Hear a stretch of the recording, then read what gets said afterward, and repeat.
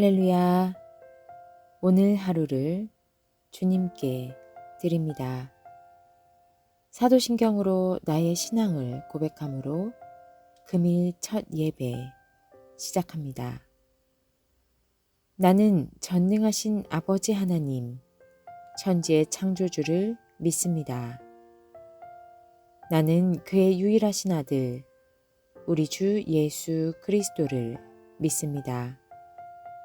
그는 성령으로 잉태되어 동정녀 마리아에게서 나시고 본디오 빌라도에게 고난을 받아 십자가에 못 박혀 죽으시고 장사된 지 사흘 만에 죽은 자 가운데서 다시 살아나셨으며 하늘에 오르시어 전능하신 아버지 우편에 앉아 계시다가 거기로부터 살아있는 자와 죽은 자를 심판하러 오십니다. 나는 성령을 믿으며 거룩한 공교회와 성도의 교제와 죄를 용서받는 것과 몸의 부활과 영생을 믿습니다. 아멘.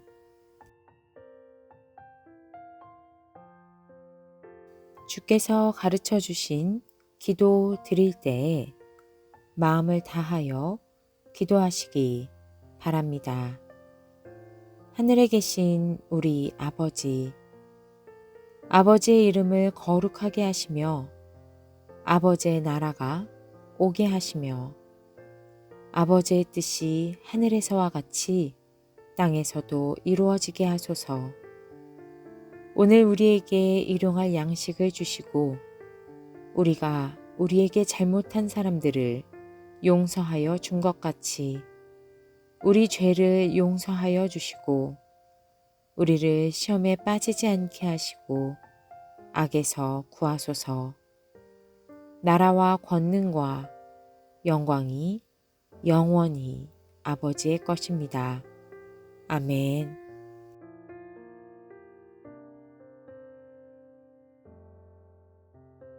오늘 말씀은 누가복음 19장 11절에서 18절입니다. 그들이 이 말씀을 듣고 있을 때에 예수께서 덧붙여서 비유를 하나 말씀하셨다. 이 비유를 드신 것은 예수께서 예루살렘에 가까이 이르신 데다가 사람들이 하나님의 나라가 당장에 나타날 줄로 생각하고 있었기 때문이다. 그래서 예수께서 말씀하셨다. 귀족 출신의 어떤 사람이 왕위를 받아가지고 돌아오려고 먼 나라로 길을 떠날 때에 자기 종 10사람을 불러다가 10문화를 주고서는 내가 올 때까지 이것으로 장사를 하여라 하고 말하였다. 그런데 그의 시민들은 그를 미워하므로 그 나라로 사절을 뒤따라 보내서 우리는 이 사람이 우리의 왕이 되는 것을 원하지 않습니다 하고 말하게 하였다. 그러나 그 귀족은 왕위를 받아가지고 돌아와서 은화를 맡긴 종들을 불러오게 하여 각각 얼마나 벌었는지를 알아보고자 하였다. 우리는 지난 시간 삭개오와 예수님의 만남에 관한 이야기를 들었습니다. 그리고 오늘 말씀은 상황적으로 삭개오와 예수님의 만남 가운데서 예수님이 덧붙여 비유를 말씀해 주시는 장면입니다.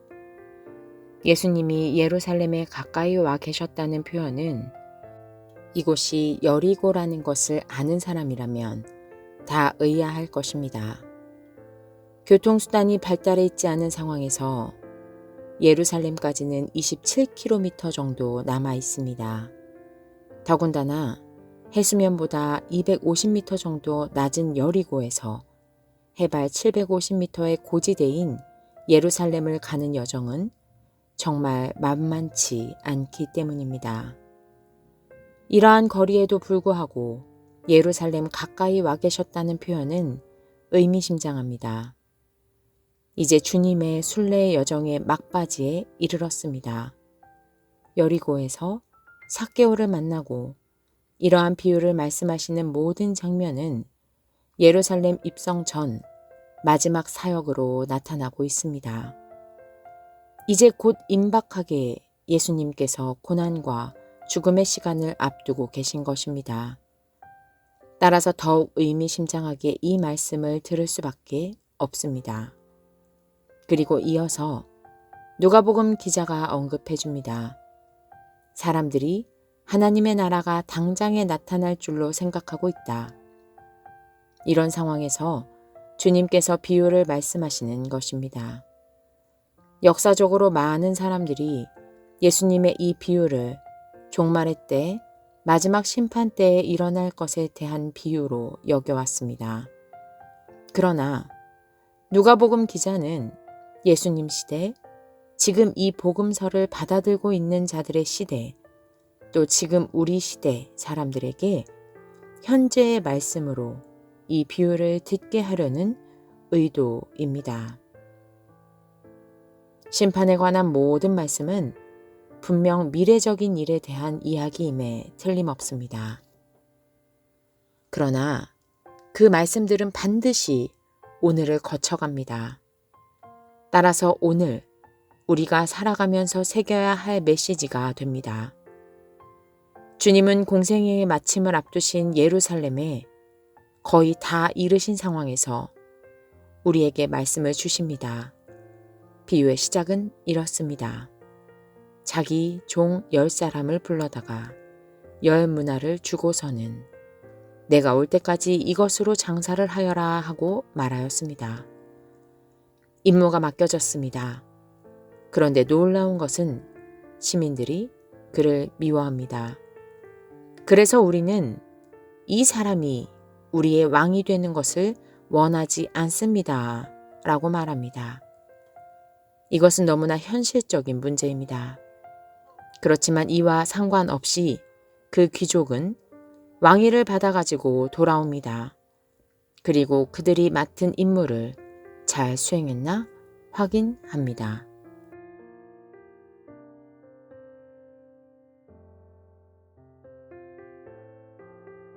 주님께 기도드립니다. 하나님 아버지, 우리가 종임을 인지해야 합니다. 그리고 왕이 우리에게 맡기신 것이 있고 이 일을 수행해야 함을 기억해야 합니다.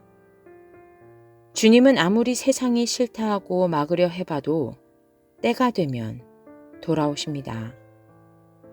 그리고 맡겨둔 임무에 대한 수행 여부를 확인하실 것입니다.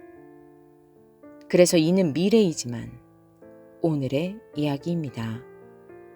이를 꼭 기억하고 살게 하여 주시옵소서. 예수 그리스도의 이름으로 기도드립니다.